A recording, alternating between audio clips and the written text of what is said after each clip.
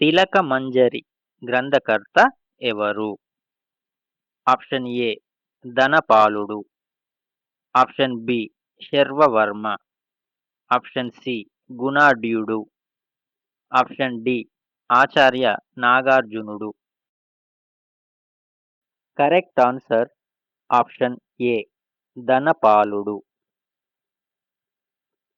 తిలకమంజరి అనేటటువంటి గ్రంథం ఒక ప్రసిద్ధి చెందినటువంటి సంస్కృత కావ్యం. దీన్ని ఎవరు రచించారంటే ధనపాలుడు రచించాడు.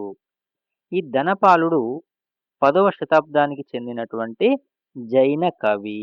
అలాగే ఇతడు గుజరాత్ ప్రాంతానికి చెందినవాడు. ఇది ఒక ప్రముఖమైనటువంటి గద్య కావ్యం. ఇతిహాస గాథల యొక్క మిశ్రమంతో దీన్ని రచించడం జరిగింది.